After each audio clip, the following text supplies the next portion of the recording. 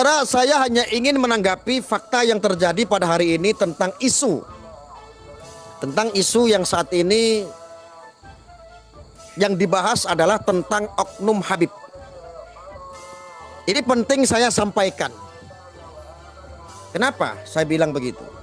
Karena rata-rata ini budak-budak pemuja oknum Habib politik yang biasa menggunakan politik identitas dengan kegelarannya, gelar Habibnya. Ini ruwet gitu loh. Bagaimana gak ruwet? Ketika ada yang mengkritik salah satu oknum Habib, dia tangkis dengan propaganda bahwa orang yang mengkritik Habib oknum, salah satu Habib oknum, sebagai orang yang memusuhi para habaib. Contohnya seandainya Arya mengkritik nih, kritis gitu loh. Ada oknum seorang Habib,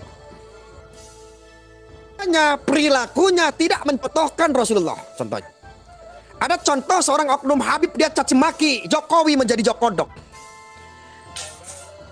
Kita kritik oknum Habib, ada seseorang oknum Habib yang mengatakan kodratnya seorang presiden sebagai laki-laki, dia bilang head. Maka ketika Arya mengkritik seperti itu, akan ditandai sebagai Arya adalah pembenci para habaib. Kesan bagi orang-orang umat muslim yang awam, propaganda itu masuk. Maka stigmanya adalah Arya pembenci para habaib.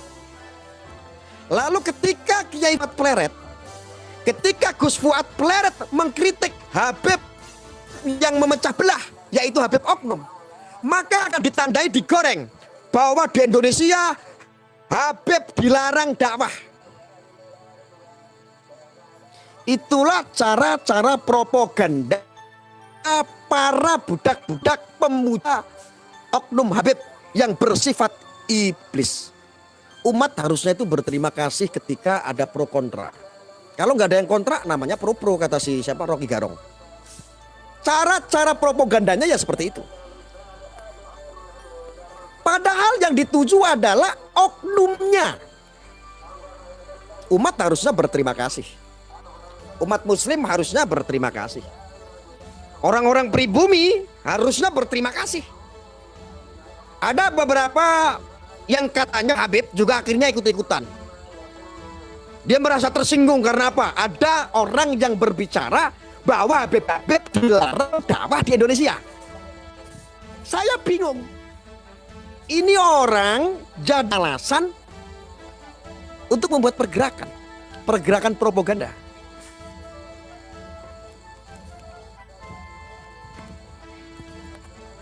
Coba.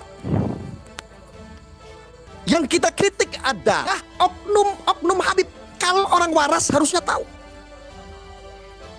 Saking sayangnya dan saking cintanya kepada seorang habaib, maka kita nggak boleh membiarkan ketika ada oknum yang ngakunya cucu Nabi tetapi melakukan kemungkaran. Malah Anda keji kalau membiarkan ketika ada orang yang ngaku cucu Nabi melakukan kemungkaran. Anda diam, seolah-olah mempersilahkan. Ya analoginya gampang lah.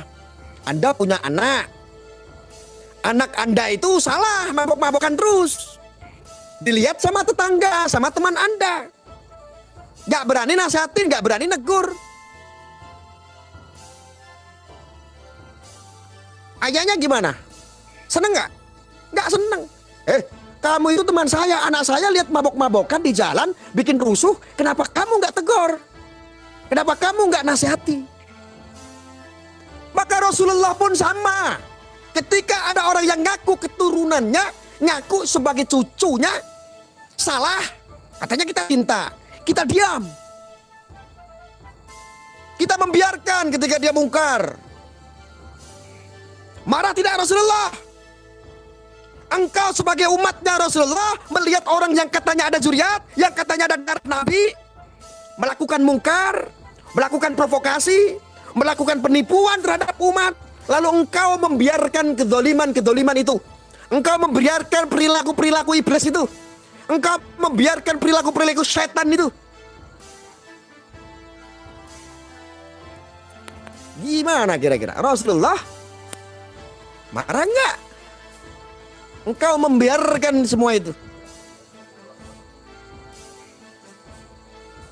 Marah kan? Ini logika.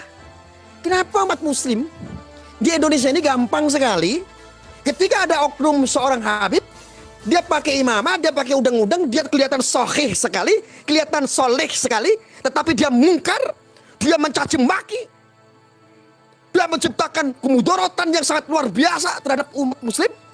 Engkau malah diam. Ketika ada yang mengkritik, engkau stigmakan. Dia adalah pembenci habaib, matamu buta dan pijak. Saudara-saudara harus tahu. Tahu nggak saudara-saudara? Ngomong kayak begini, ya nggak ada yang berani.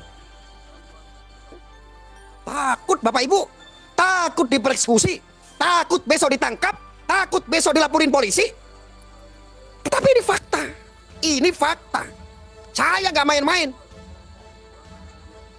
Makanya sebelum saya ngomong seperti ini, saya titip Bapak Ibu, Bapak polisi titip kalau saya dipersekusi. Si titip nyawa saya. Berani kalian ngomong kayak begini? Enggak. Walat, Anda ditakut-takutin istilah kualat. Awas kamu kualat kamu, cucu Nabi itu. Arya, awas kamu nggak dapat syafaat Rasulullah. Buka lebar-lebar telingamu. Buka lebar-lebar matamu, saudaraku. Apakah pernah Kiai Fuad Pleret, Gus Fuad Pleret, hina-hina habaib? Enggak pernah. Pernah enggak? Enggak pernah. Apakah Arya pernah menghina habaib-habaib yang lain? Enggak pernah. Ternyata di Indonesia ini banyak yang namanya oknum-oknum habib yang mempolitisasi gelar, merusak marwah. Pernah tidak Gus Fuad Pleret itu caci maki Habib? Contoh, Maulana Habib Lutfi bin Ali bin Yahya dikritik. Pernah enggak? Enggak pernah. Pernah tidak Kiai Fuad Pleret itu mengkritik Habib Syah, Habib-habib yang lain? Pernah tidak? Enggak pernah. Kenapa? Enggak ada yang perlu dikritik. Semua yang keluar dari para habaib isinya adalah daging semua. Yang dikritik adalah mereka orang-orang yang ngaku cucu Nabi. Orang yang ngakunya cucu Nabi tetapi tidak tahu diri.